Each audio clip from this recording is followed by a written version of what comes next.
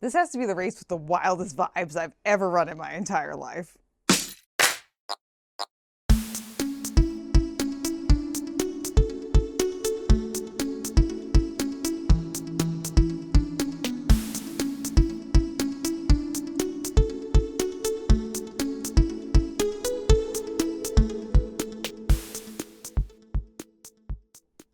Hello, my friends, and welcome back to Runnah, your favorite local running community. I'm Juliana, your host. Here we are, again, with a solo episode. And as you might have guessed from the title, this week we are doing a Berlin Marathon recap because I am fresh off the plane, coming home from the Berlin Marathon. This was the fifth out of my 6 World Marathon Major stars. And wow, this was an interesting trip. So this episode is just going to be me talking to you and just telling you what happened on the trip. I might insert some clips from while I was there. I definitely have some pictures that I'm going to put on the screen, but largely it's just going to be me talking. So if this really isn't your speed and you don't want to listen to me talk for like an hour or so, then go and head over to any of the other videos on the channel and you can listen to me interview people or maybe talk about some shoes. But we are going to be talking about the Berlin Marathon 2025. But before we do that, don't forget to like and subscribe to the podcast and to the YouTube channel so that way you can become part of your local running community every week. And we're so excited to have you running with us. But let's dive on into my Berlin Marathon experience. So from a baseline, 1, I've never been to Germany before. I've been to Europe, but I've never been to Germany. 2, I've never been to Berlin before, as you might have guessed. 3, I am running the Berlin Marathon to check it off as one of my World Marathon Majors. There are 6 World Marathon Majors. You have Boston, Chicago, London, New York, Tokyo, and Berlin. I have done all of them up until this point except for London and Berlin. And Berlin, we were checking off the list. So that was the reason I was running this race. And I was running it as a charity runner with Team for Kids, which I've run in New York, and I've also done a little bit with for Tokyo, and that is my plans on how I'm going to run London as well. So coming in as a seasoned, I guess now, charity runner into the Berlin Marathon, wearing my Team for Kids singlet for the first time ever in Germany, just trying to get my star. And I was traveling fully alone. I was meeting up with some people with Team for Kids while I was there, but this is just setting the scene. And as many of you know, going into this, I've had a really rough 3 to 4 months health-wise, which seems to be letting up a little bit, which is great. But my training, this has been my worst training block, I think, ever out of any of the marathons that I've run. It was not good. I just kept getting injured. A lot of it's due to the anemia. A lot of it is anemia. But it just couldn't get my mileage up to where I wanted it to be. Just constant little niggles all the time. So going into this, I was not confident in myself. I was in kind of a negative headspace because I just could not make any traction with my running and my strength training and my PT and my massage and my it just wasn't really going anywhere. So I was just kind of a little bit down about that. But that's kind of us setting the scene as to where we are going into the Berlin Marathon. So I flew to Berlin overnight. That's kind of my preference. I like to take the overnight flights. So that way when I land in the city, I attempt to get some sleep. And sometimes it works, sometimes it doesn't. And then you wake up in that city and you kind of just start the day there, So that's what I did. I was able to bid on a business class upgrade. So I actually got to sleep in a lay down seat, which was this is only the second time I've ever flown business class. And I didn't pay the full price for it. A lot of European airlines will let you bid somewhere between $200 and $600, which is not pennies, but it's way cheaper than buying an $8,000 business class ticket straight out the gate. So I was able to get an upgrade for that. And I actually got 4 hours of sleep on the plane. So that was great. And more than I expected. So that's fantastic. I've gotten my sleeping meds down to some kind of science. But got some sleep on the plane, landed in Berlin. Well, we got to Munich and then an hour and then went to Berlin. So everything was running on time. The flights were fine. We land in Berlin. The second I get off the plane, and this is going to start a theme, immediately my brain is like, I would like to leave. I've never landed in a city and been like, please send me home. Like immediately the vibes are off and I need to like, I just want to like, just like myself out of there, which I did not, but like I really just in retrospect, I think like Berlin is just a city that holds a lot of anxiety. And I think one of the themes that's going to come up over and over again in this is that I am just a highly empathetic person who really feels vibes and energies like really deeply within my soul, whether I like it or not. And so I think I just felt the sadness and the anxiety and the just like fear of the city that this city like used to hold for all those years, and all those like energies and spirits and things were kind of like that lived in this. I just like I felt that and I was like, let me go, leave me, leave, I must leave. So I did not leave, but I was just like, my anxiety went from like here to like here just from landing, and I was like, this is not great, this is not great. Okay, so we get off the plane, our anxiety has spiked. Great. Love that. Get to my Airbnb early. Luckily, my Airbnb host, like it was easy enough. She was there early, so she let me check in early. Her son helped me bring my stuff up to the third floor. I did not realize this Airbnb was on the third floor of this apartment building with no elevator, so that was fun. But he helped me bring up my suitcases, so that was good. I then got unpacked, got everything settled. I went to make a cup of tea, and all of a sudden this is going to start a theme too of like little random things happening that kind of added up to like one big thing. The power went off in the apartment and I couldn't reset it. So I contacted my host and she was like, okay, I'll have my son come up and fix it. I was like, great. So I couldn't buy groceries.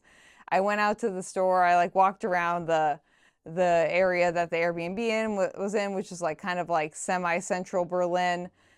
Just like popped into a couple of stores and then finally got the text that the power had been renewed, and I then went to Lidl, which is kind of like, it's the parent company of Aldi, if anyone in the US is familiar with Aldi, which we have one here in town.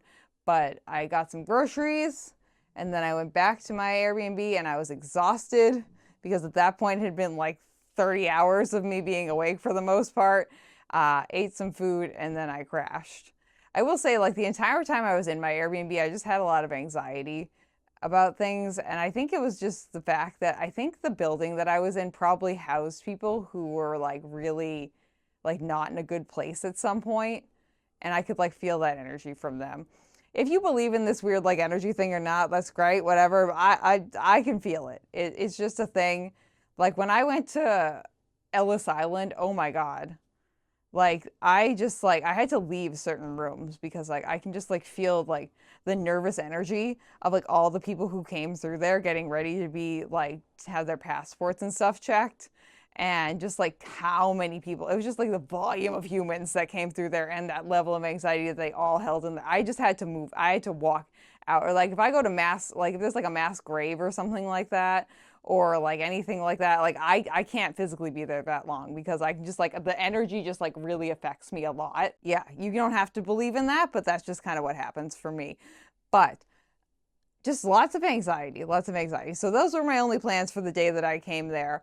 The next day, which was Friday, I was going to the expo. So I went to the expo on Friday. They had us book a time ahead of time.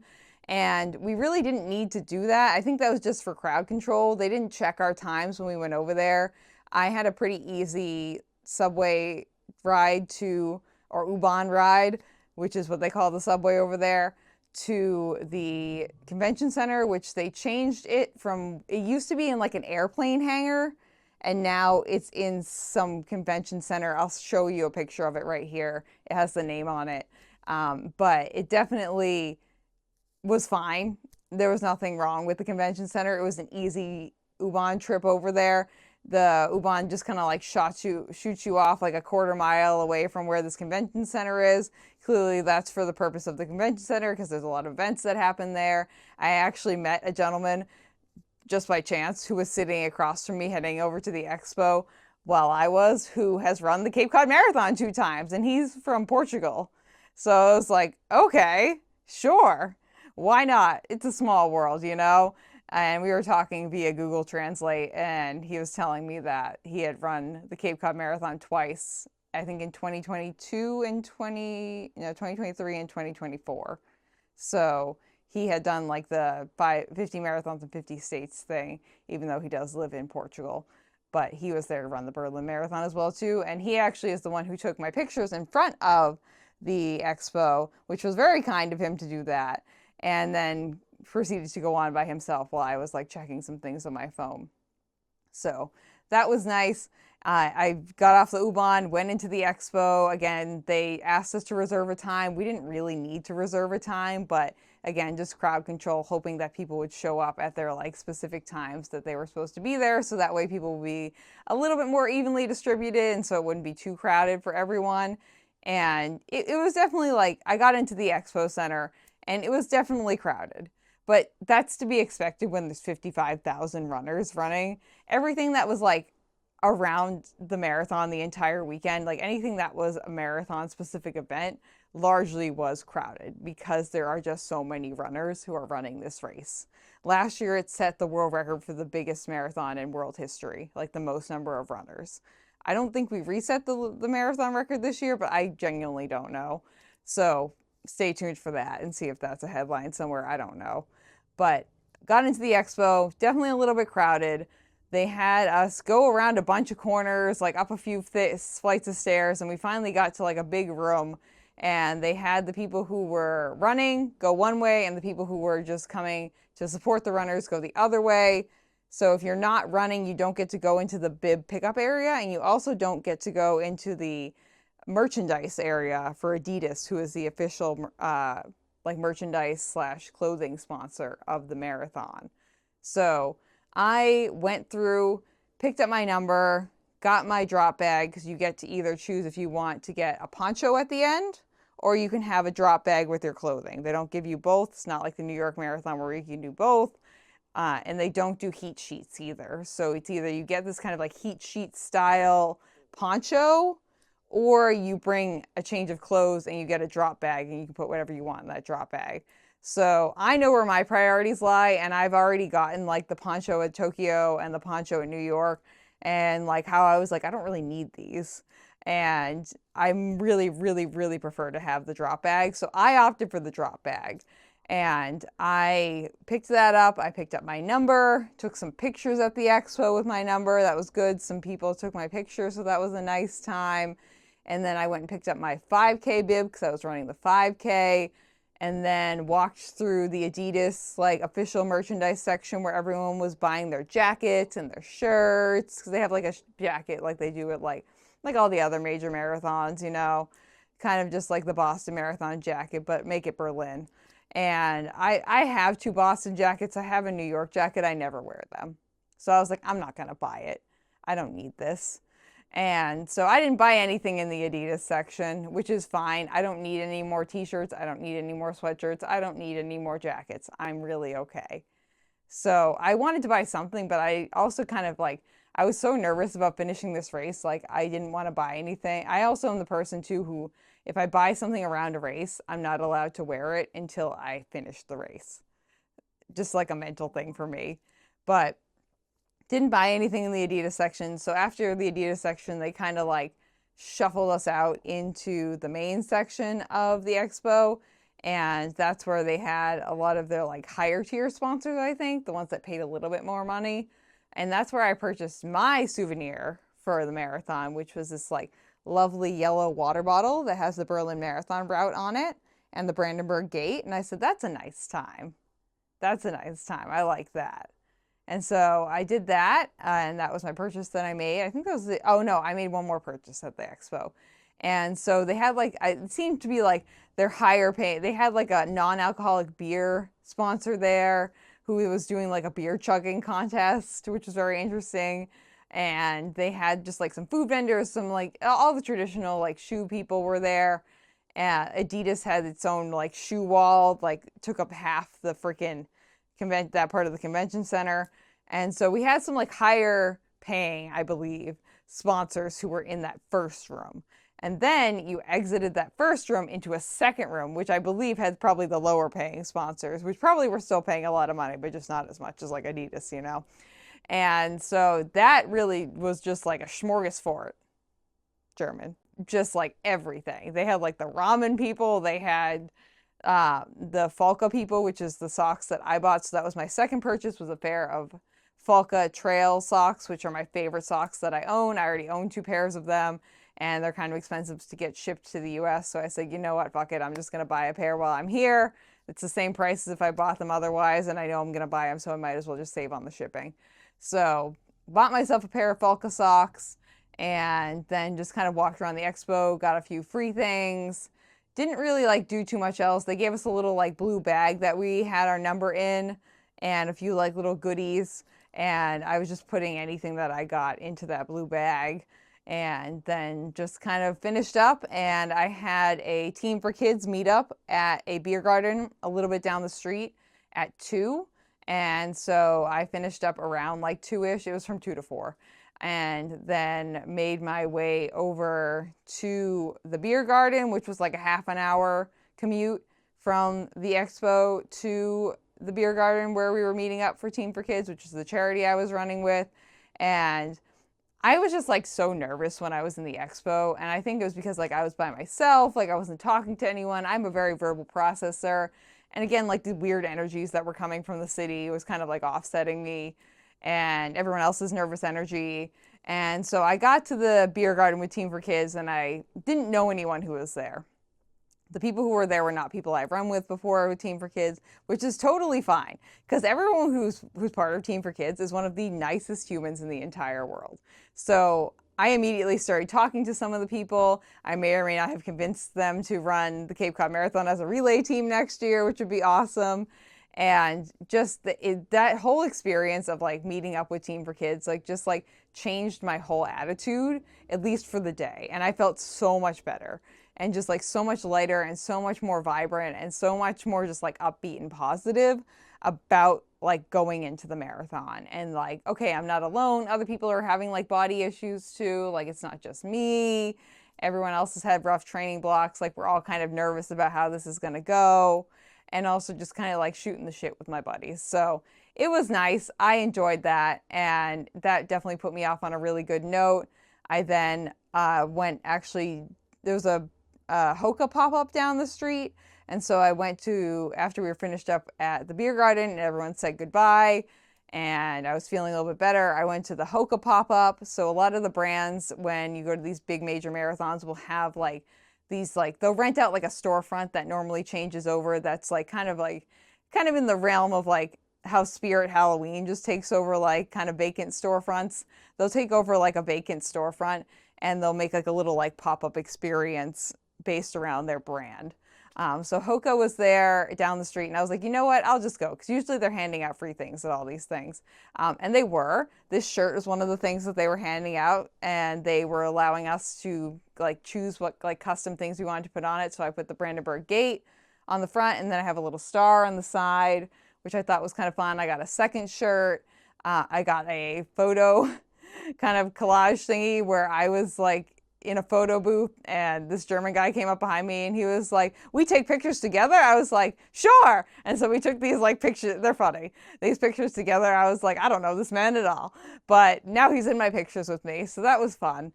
And they had like a coffee bar there, which I didn't partake in because it was a little bit late in the day, but it was nice. Like I didn't really talk to anyone, but I got some free shirts. I got some free pictures, you know, they had like some waters they were handing out.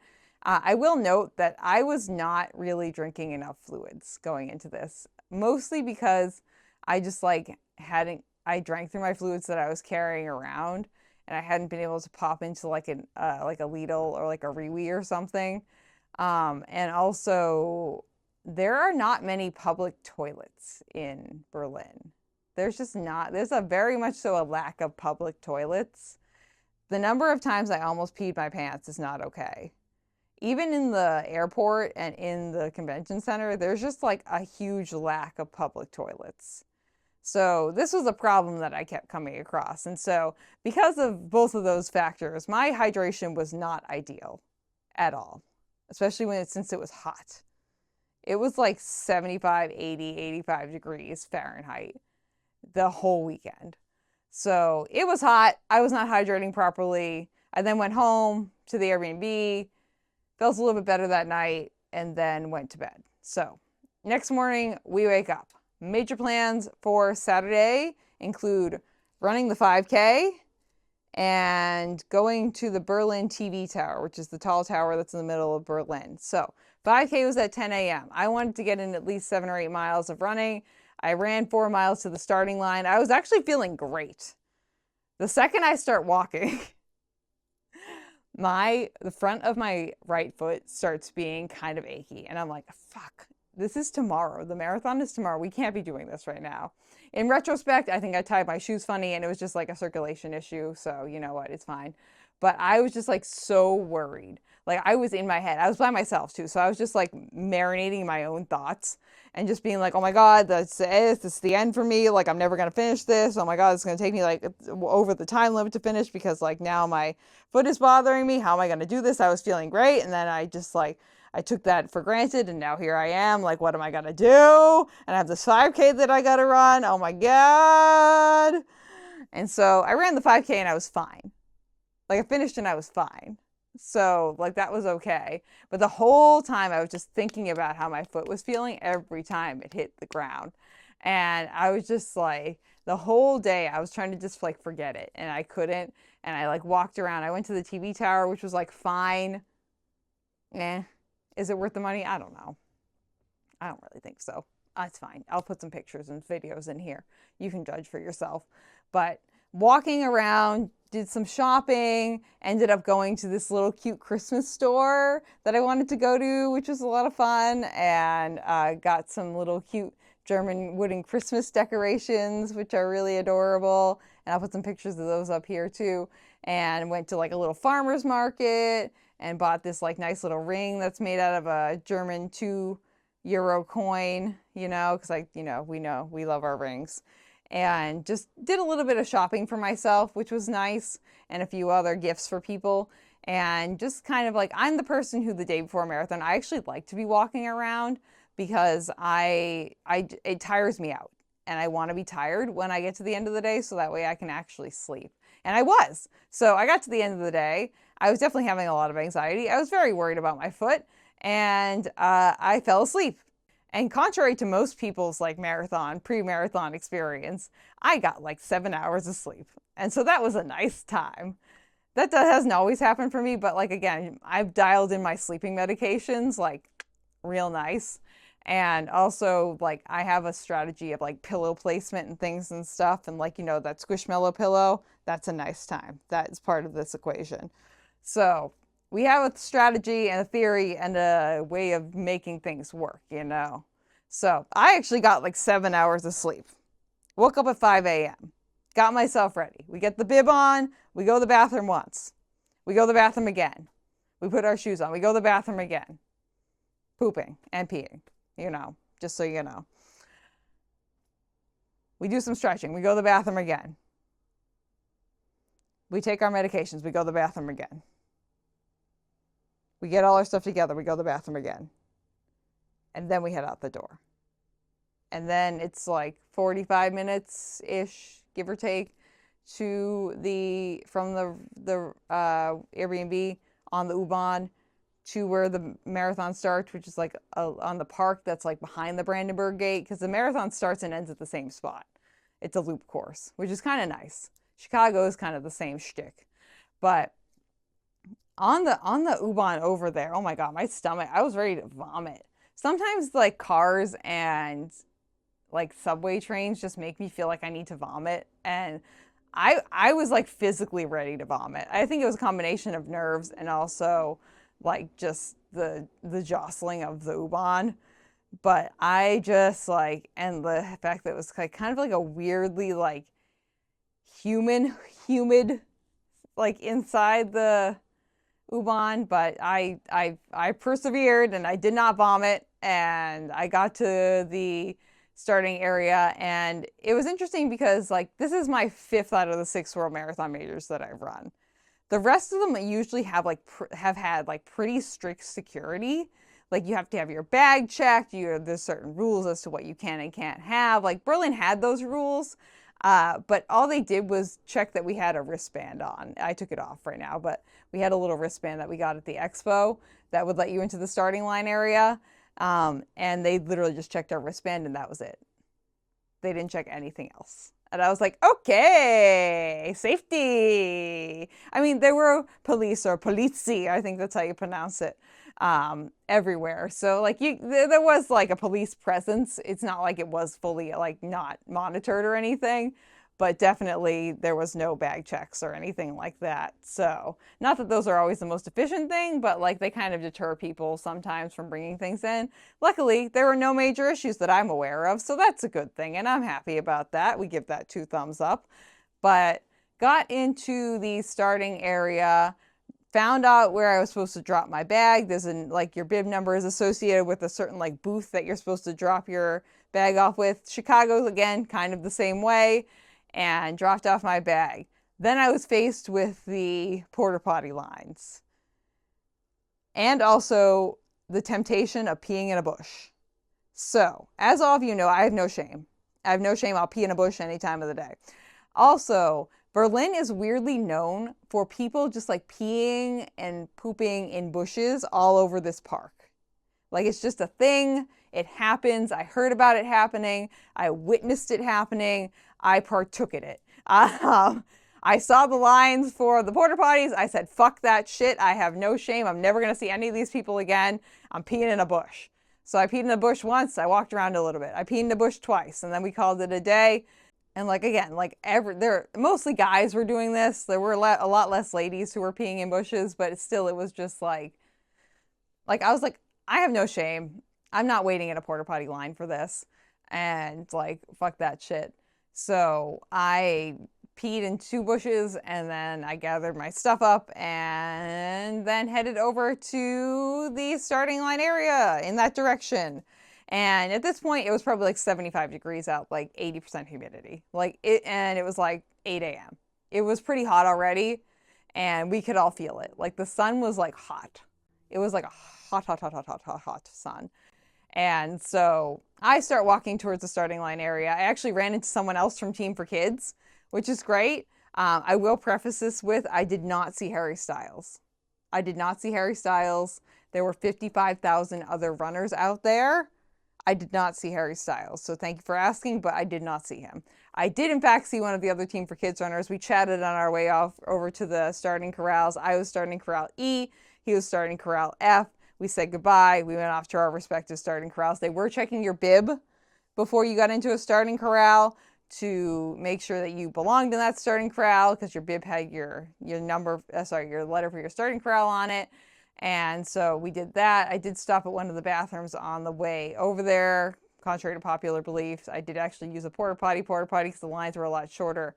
Because there are bathrooms in between where you kind of leave the start line area and then move to the corral area.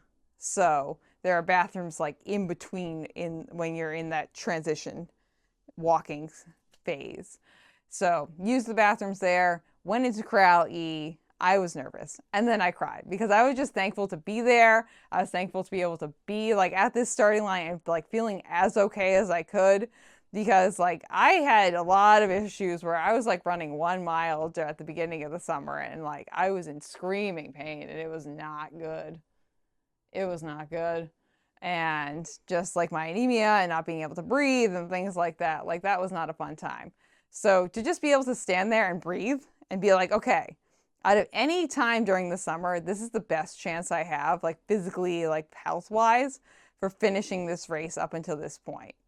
So I just kept telling myself that. One of the lovely people in the starting line area in my corral took my picture in front of the like kind of like Jumbotron they had. They had a bunch of Jumbotrons set up that were showing people the pictures of the starting line. They were panning across the starting areas, getting like shots of all of us standing there. And it went one wave at a time. And every wave they did like a little like song and dance. And we had to do this like wave thing. We didn't have to, but they suggested we did this.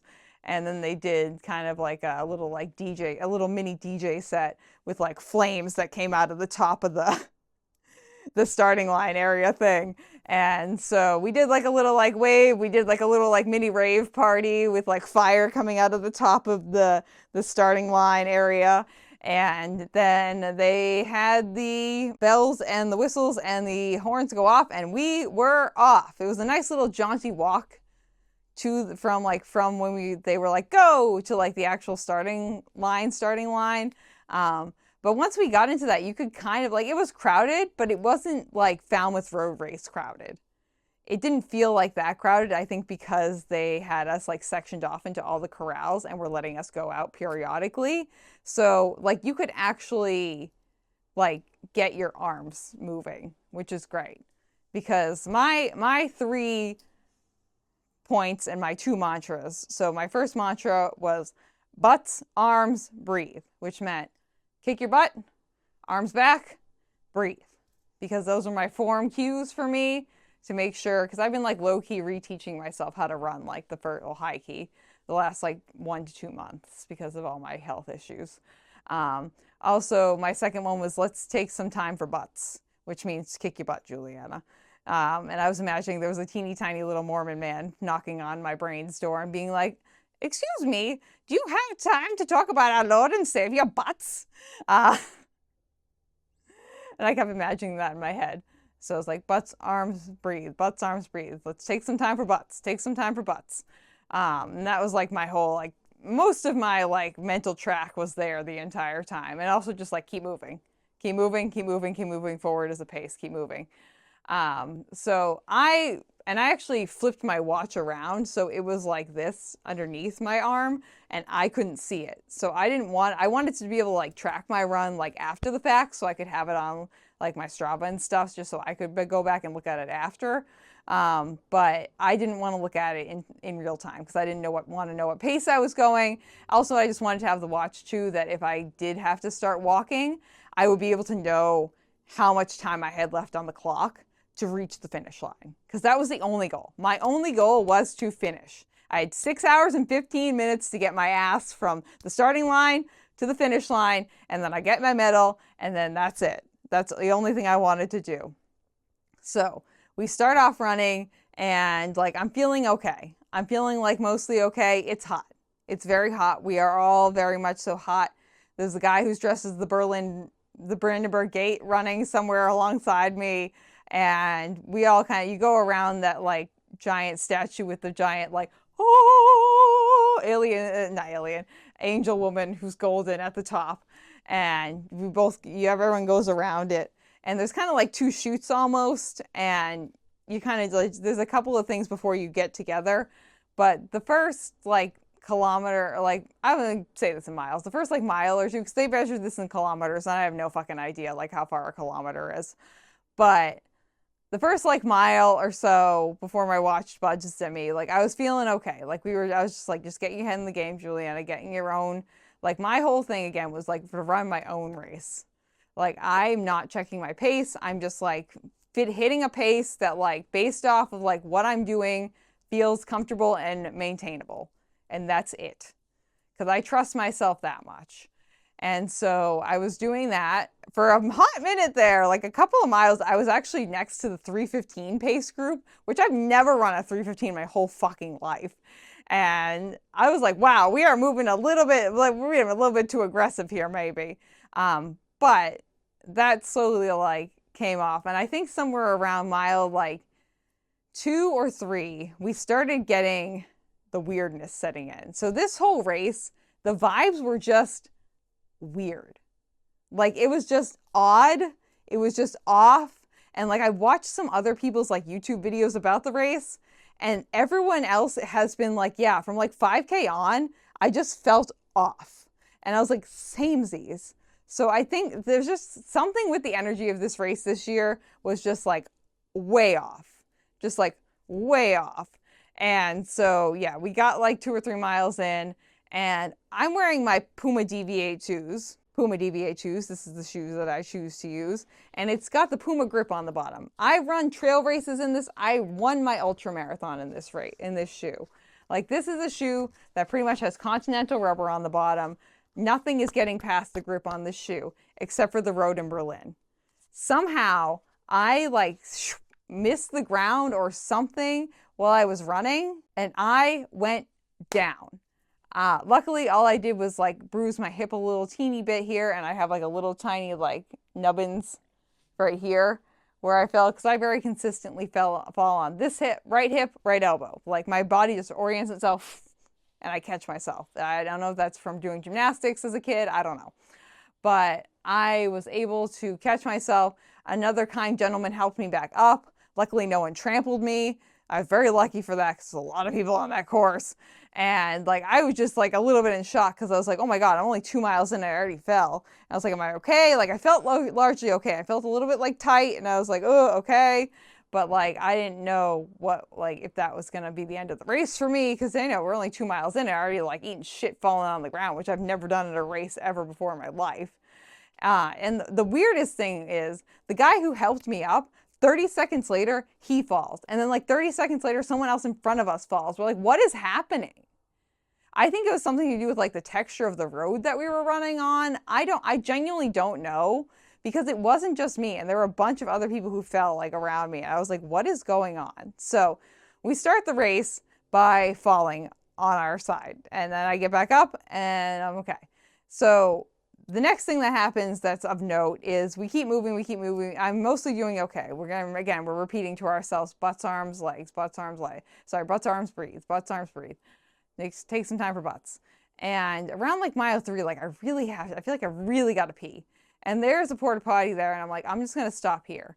I ended up waiting like 2 or 3 minutes in a line for a porta potty and I'm just like, oh, damn it. And it like got to the point where I was like, I waited this long in this line and I don't know where the next porta potties are going to be, because they weren't consistent about like where they put the porta potties. It wasn't great. The organization of this race was slightly questionable. And so I waited like 2 or 3 minutes and like I got in the porta potty and all of a sudden like I could feel some like burning down there. And I was like, that's not normal. But I was like, I got to keep moving.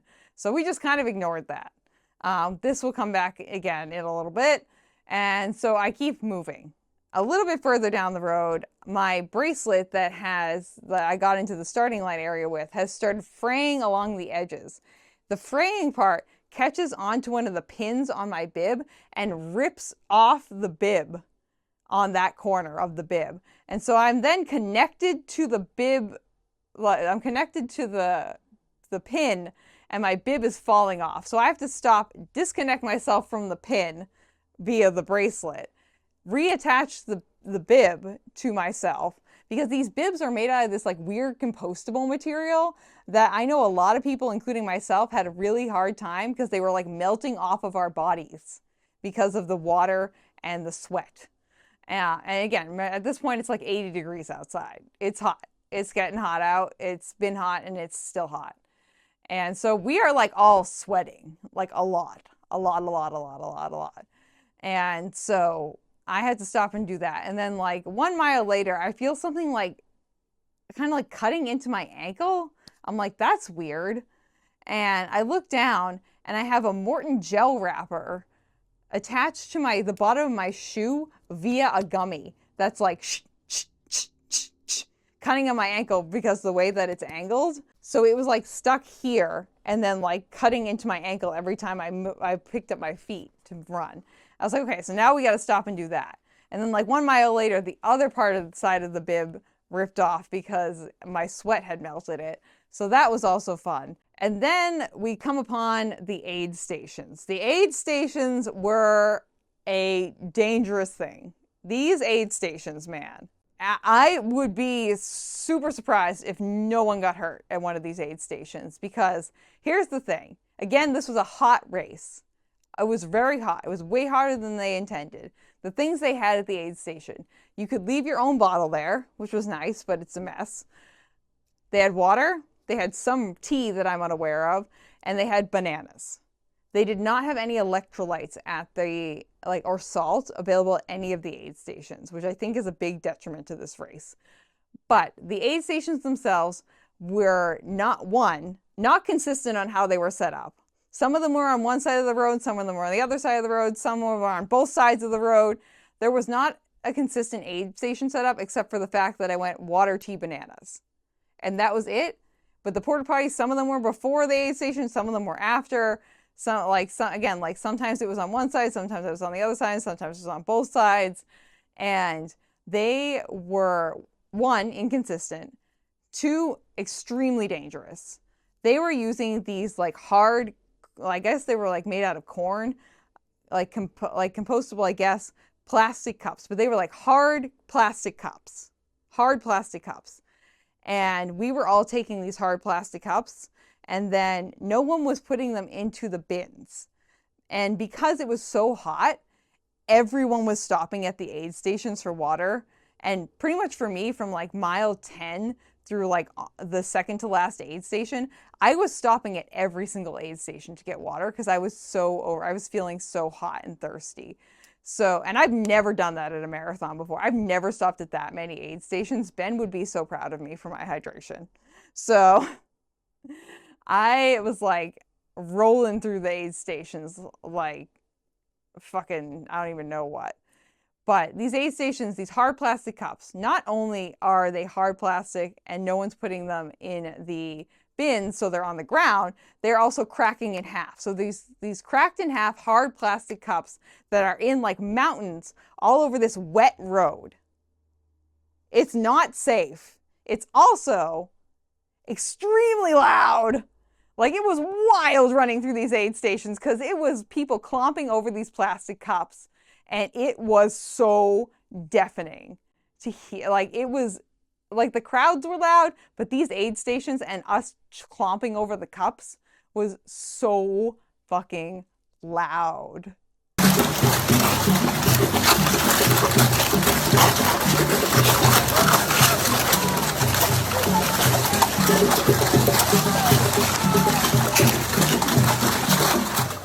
Oh my goodness.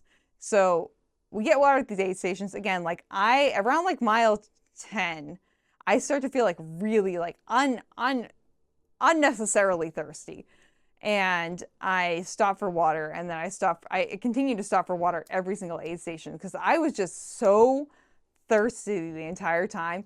And in retrospect, I think what happened is that I kind of like waterboarded myself, and I talked to a lot of runners afterwards too. Again, because they didn't have any salt at any of the electrolytes at any of the aid stations, and I took in like 1.5 grams of salt, but that wasn't enough for like that day.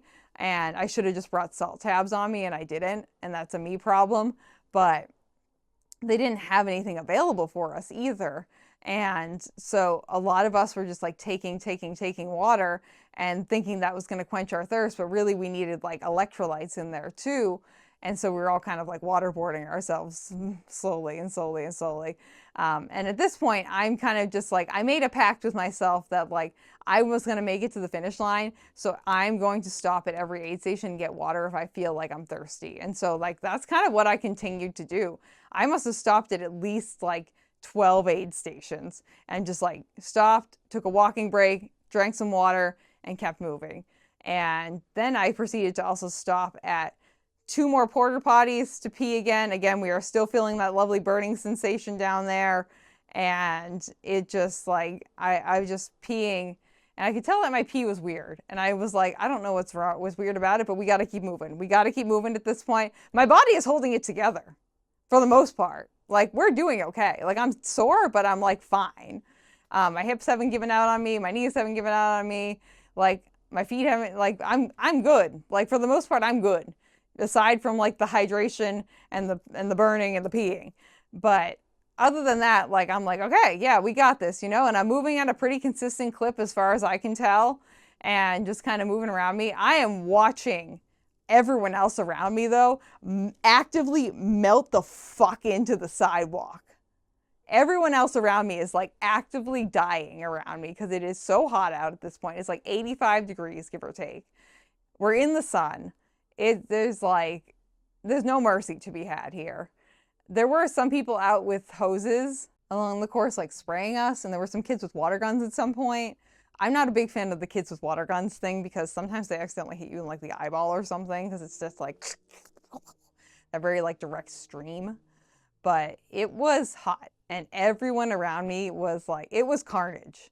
Between the aid stations and people like melting into the sidewalk actively because of the heat and everything, and I think also the lack of electrolytes on the race's part, it was wild. I have never seen that many ambulances like taking people off the course at any race I've run besides the Falmouth Road Race.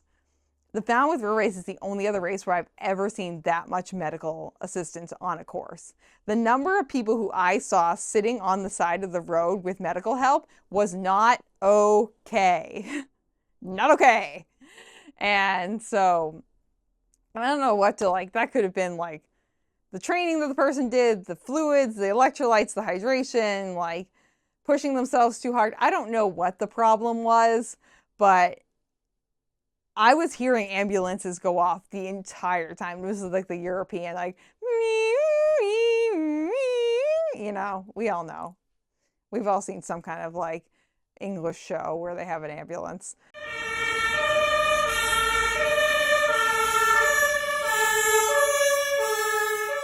Or you live in England or you live in Europe.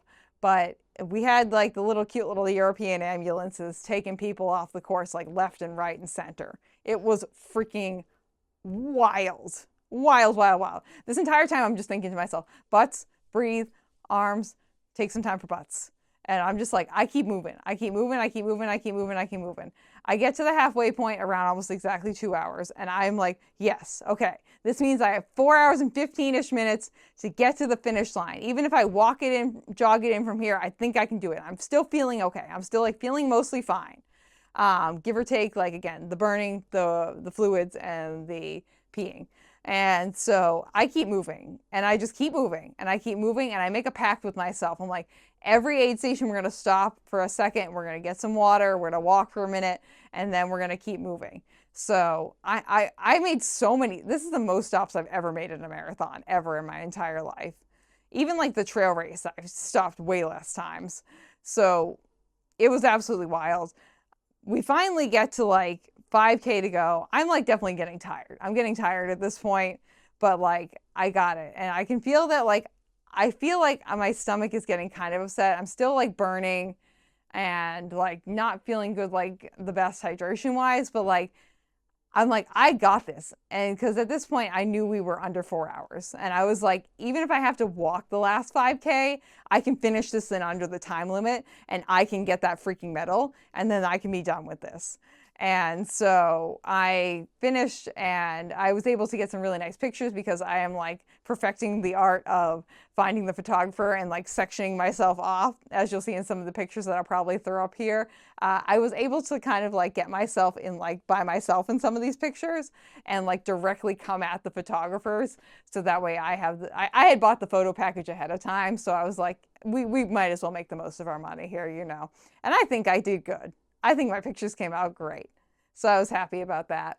And finished, I cried coming down the chute to the Brandenburg gate because like, again, like I didn't think I was going to be able to do this. I didn't think my body was going to hold up for me. I didn't think that I was going to be able to get to this finish line. I thought I'd be like tortured walking it in. And like I then crossed the finish line and I cried and I kind of like hobbled through the finish line chute.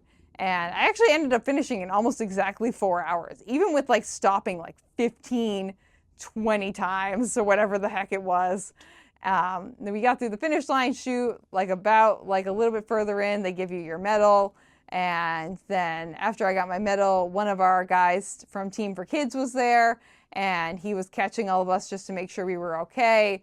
And if we wanted to get a picture, so he took a picture of me, which was really nice. And then just like sent me on my way because he was just waiting to make sure that all of our runners crossed the finish line, and which was really nice. And one of the benefits of working with the charity is they kind of like look out for you a little bit more as opposed to just running by yourself, which is nice. And so got to see them, and then I proceeded to get like, they give you like a little like orange bag full of goodies, like an apple and a banana and like some pretzels and things like that and a water. And at this point I'm just like feeling like both tired, exhausted, thirsty, but fluid overloaded at the same time, but happy that I finished. And so I texted my mom and my aunt and uncle, and I was like, hey, I finished. And they were like, yeah, we know, we've been tracking you. I was like, great. And so they congratulated me. So that was really nice. And then a lot of other people on my phone and on my Instagram had congratulated me, which is awesome. So thank you to anyone who said congratulations. I really appreciate it. Does not go unnoticed in any facet or any capacity. And so crossed over the finish line. I'm just feeling kind of weird at this point. I'm just feeling kind of weird. Like, not like I'm marathon tired weird, but like also just like something else is off and I don't know what it is. And like my vagina is still burning. Like, I'm still burning, and like I then go and I like kind of hobble over and I collect my drop bag, and then I go ahead and get changed in one of the porta potties, and then I just head back to the Airbnb on the U-Bahn, which was easy enough to do. It actually wasn't that terrible. Leaving the start of the finish line area definitely was easier than Boston, definitely was easier than Chicago. I can't really speak for New York because I ran with Team for Kids and we were treated to the bougie experience there. And we had our own finish line tent that I didn't have to do the whole like getting out of the park shit. So, but definitely better than Chicago and Boston. Tokyo, the efficiency level at Tokyo is just unmatched. Nothing's ever going to be more efficient and more well organized. In Tokyo, you just can't do it. So, but it was easy enough to get out. It did start to rain a little bit on us as we were leaving, which is actually kind of nice because at this point, again, it was very hot. I'm feeling fluid overloaded. I talked to a few other runners and they were like, yeah, we feel kind of waterboarded as well too. Like, we were really thirsty, but I think we just needed salt. And I was like, yeah. So we talked, I left. I wanted to pick up a beverage on the way home, like something to just drink. And I didn't know this, but all the grocery stores in Germany are closed on Sundays. And it was Sunday. And I said, okay, well, I guess we're not doing that. So again, I was not smart in my Airbnb booking exactly. And I booked a 3rd floor Airbnb. So I walked up 3 floors to the Airbnb, let myself in, went to use the bathroom, looked down in the toilet, and I was peeing blood. Just hands. So I was peeing blood. I said, that's not right. And I said, well, I'm tired. So I took my medications and I then went to take a nap. So I took a nap. I said, when I woke up, I was like, I'm going to just drink some more fluids. I could tell that I was like a little bit constipated from this whole like slight dehydration experience, and took my meds, was able to start like pooping, which is good. And my blood was still in my pee. And I was like, that's not okay. So I ate some food. And then I went back to bed and I said, if this is a problem tomorrow morning, I will deal with it then. Reminder, I am an American who only speaks English in Germany. I did have travel health insurance. I always get travel health insurance. I've never had to use it before. Here we go. Here's a new experience for all of us. The funny thing is I went to the Falmouth Hospital ER like right before I left because I had a tattoo infection. And I was like, I don't want to have to go to the German hospital while I'm there. And they're like, that's a smart idea. Thank you for coming in. I was like, thank you for helping me. And I was like, yeah, look at me being proactive. I didn't have it. Like, I'm not going to have to go to the German hospital. Joke's on you, Juliana. And so I got up in the morning. I went for like my little like shakeout run post-marathon. It's just what I do. I know some people are controversial, you know, do what's best for your own body. So I went out and did my shakeout run, and I like woke up and I wasn't really bleeding that much. I came back from the shakeout run and I was like really bleeding, peeing blood again. And it was burning, and I said, fuck. I'm going to have to go to the German emergency center, whatever the heck that ends up being. In reality, I ended up doing it wrong. I learned this on Reddit after the fact. I kind of did it wrong, but kind of did it right. I thought, like the American healthcare system, you were just supposed to go to the ER. If you had an emergency, you didn't have a visit with someone because a visit could take like forever to get. Apparently in the German healthcare system, you're supposed to just call like the general practitioner for like the specialty that you want to see. So for me, like urology, and they'll get you in day of. I didn't know this. So I went to a German hospital that was covered under my travel insurance I had to look this up on the website. I was like checking like what was close to me, how I could get there. I ended up taking an Uber over to one of the hospitals that was covered under my travel insurance and said that it had an ER. And so I get there and I'm waiting, and the guy who's doing registration is there, and he's like, oh, you probably have a UTI, but like you have to get checked in. And then I had to go get my insurance given to the person who submits the insurance, and that was a whole process. And then they sent me into the ER area, and the nurses in there pretty much laughed in my face, and they were like, oh, this is not like what this. And they sent me up to urology. And this whole time, like, no one speaks any English. Like, no one is speaking, like, one person spoke a little bit of English, but no one is really speaking any English. And I'm trying to communicate with them via the Google Translate app. And everyone in this hospital, for the most part, except for one nice nurse, didn't want to communicate via that app. And we're just like, no, no, no, no, no. I was like, well, then how are we going to communicate? Like, I have so much more sympathy for people trying to, like, get through the American healthcare system now as someone who doesn't speak English, because, wow, it must be absolutely fucking horrendous. So, because I know how it is as someone who speaks English, and it's absolutely fucking horrendous. So, I go into the ER. This is like, I show up there, like, around 11:30. This is like 12:30. I've waited. No one's helped me. They've taken my insurance. I'm still waiting. I go and I talk to the people in the ER. They're like, no, you need to go up to like outpatient urology. I was like, okay, cool. Where is that? And they're like, oh, just go ask the security people. So I'm like, urology at the security people. And because they're like, we don't speak any, like, no English. I was like, okay. I just like went back and I was like, UA urology. That's what the woman at the ER told me. And they were like, oh, yeah. They talked to each other. Like, oh, yeah. Floor 5. I was like, great. Thank you. So I go upstairs to floor 5. I talked to the nurse who's there really briefly. And we, through like a little bit of broken English and myself, we've determined that I am the person that the ER called them about. And I am there. So I end up sitting in a hard plastic chair for about an hour. No one has told me anything. No one is speaking to me. No one is saying anything to me. I'm just sitting there. I then start crying because I don't know what's going on. I know that I'm peeing blood. I know that I'm by myself. And again, this is me by myself. I'm all by myself. In a foreign country, in a foreign hospital where no one seems to speak any English except for like very, very basic phrases. And no one seems to want to use the Google Translate app. And I feel extremely helpless and lost. I feel awful. My body is also feeling terrible. I just ran a marathon yesterday.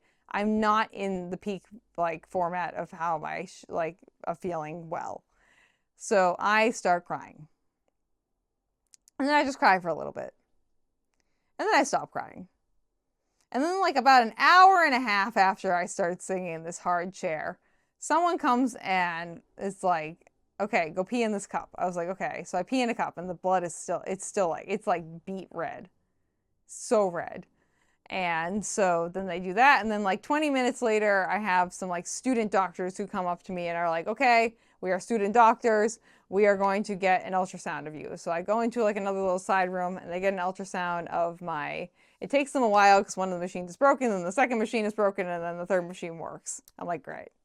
So they get a ultrasound of my kidneys and of my bladder, and there's nothing happening there. They can see there's no like stones or anything like that. Everything looks fine. They're like, okay, great. Finally, the doctor comes in. He introduces himself. He speaks English, and I'm like, thank God. Someone who's like either willing to do the Google Translate app or like speaks English. One of the two.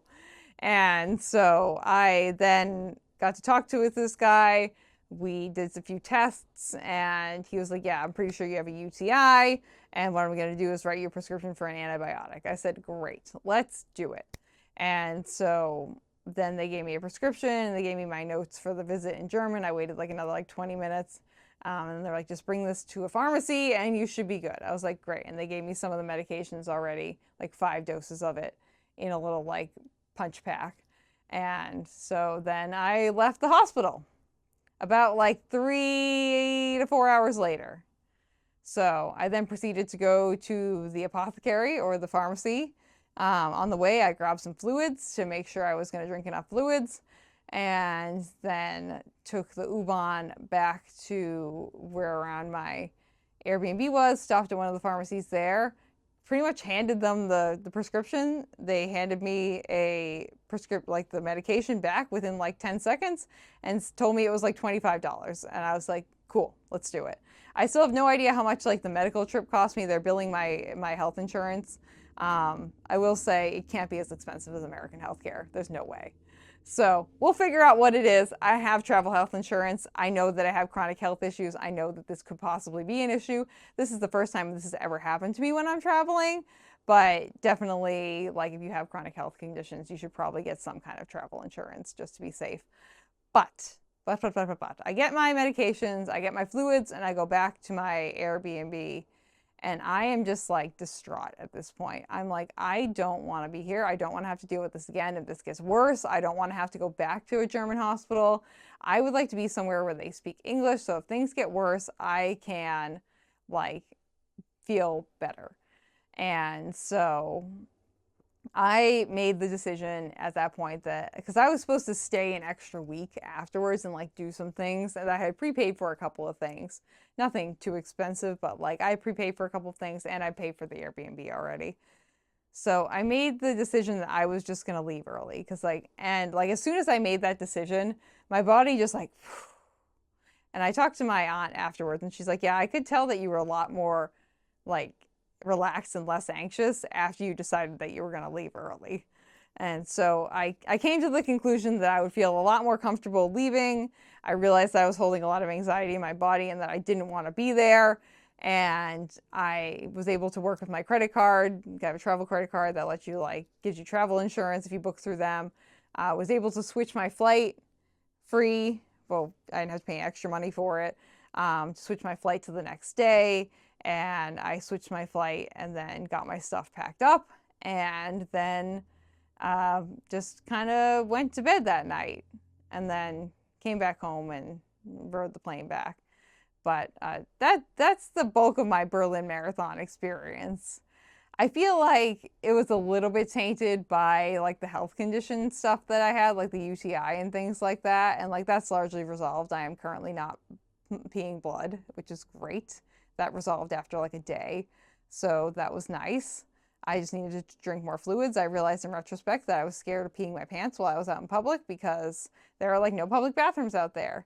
And then I proceeded to drink more fluids after I got the UTI diagnosis and then proceeded to almost pee my pants like 3 or 4 times while I was out like walking around in public. That was nice. We appreciate that. I definitely was like dehydrated and I definitely like I probably caught some kind of infection. I think honestly, in that porta potty that I used, going from the start village to the actual like corrals, that's where I think I picked up some kind of bacteria. So it is what it is. Here we are. I'm back. I'm here in the United States. I feel relieved to be back. I feel relieved that I finished the Berlin Marathon. This is not the marathon for me. This is not the marathon for me. It definitely could be the marathon for other people. I think it's just because I'm a highly empathetic, like, vibes human. And, like, that race the race itself has joy in it. But that city, Berlin, man, it is like a depressed city.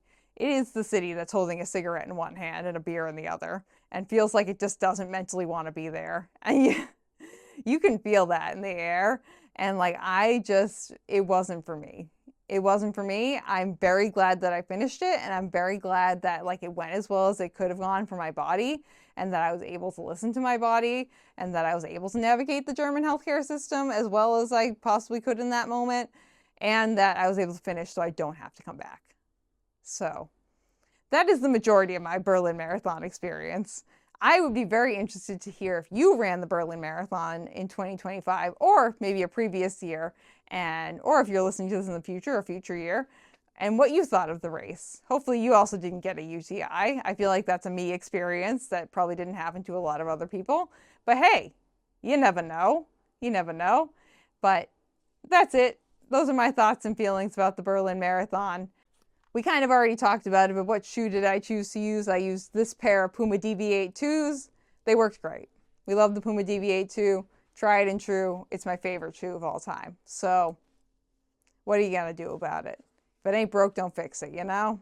You know. So that's the end of our Berlin Marathon recap. And that was an interesting experience for sure. So And don't forget to like and subscribe to the channel if you haven't already, so that way you can become part of our local running community and you can hear some of these nice wild times again next time I run a World Marathon Major. So thank you all for listening. Thank you all for watching. I will see you all on the next episode of Runnah. Bye! Thank you for listening to this episode of Runnah. This podcast is edited, hosted, and produced by me, Juliana Coughlin. Brought to you in part by the Falmouth Running Club and the Falmouth Community TV station. If you'd like to connect with us, you can find us on Instagram and on TikTok at RunnahPod.